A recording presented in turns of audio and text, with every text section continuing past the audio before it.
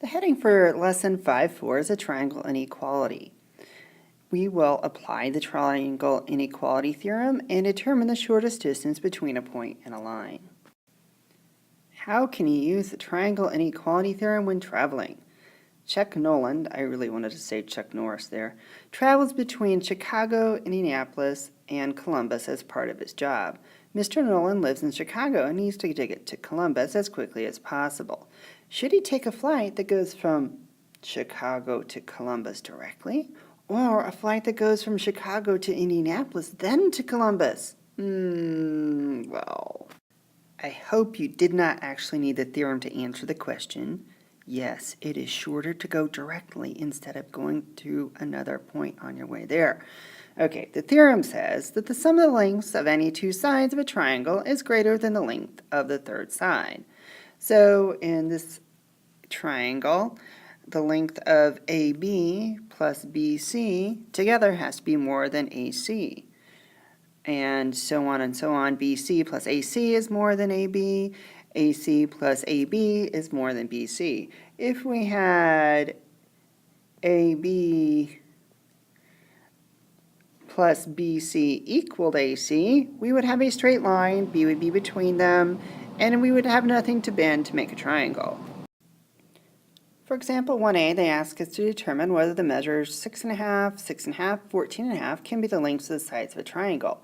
Now, if you look at the printed example in the book, they did all the possible combinations, but they gave us the study tip. They said if the sum of the smallest number and the middle number is greater than the largest, then each combination works. So we only have to check one, really. So I'm checking, happens to be the smallest and the middle are the same. It's an isosceles triangle. And I want it to be greater than 14.5.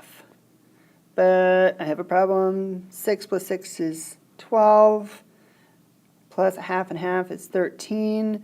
13 is not greater than 14.5, so that would be a no. So we're going to check and see if 6.8, 7.2, and 5.1 can be lengths of the sides of a triangle. And using our little study tip there, if we add the smallest plus the next largest, and we hope it is bigger than 7.2, and 11.9 is quite handily bigger than 7.2, so this one is a yes. Example 2, they wrote as a multiple choice test item. And this does show up on multiple choice tests quite a bit.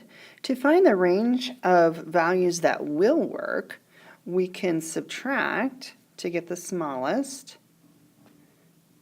7.2 minus 5.2. And to get the largest value, we can add those two. So 7.2 plus 5.2. So our missing value, I'm just going to call it x, can be anywhere between 2 and 12.4. So that means that the one that does not work is D. Theorem 512 proves what we used as a fact in Chapter 3 when we were finding the distance between two lines. The perpendicular segment from a point on a line is the shortest distance from a point to the line. And we use this study tip in Chapter 3.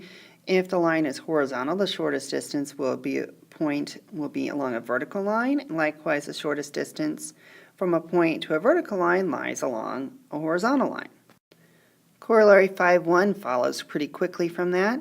The perpendicular segment from a point to a plane is the shortest segment from the point to the plane. So in this example, segment QP is the shortest segment from P to line M. Now the example that went with that theorem is a proof, which we are opting not to do. We're going to focus on the solving aspect of geometry here on out. So we're going to sum it up with the sum of the lengths of any two sides of a triangle is greater than the length of the third side.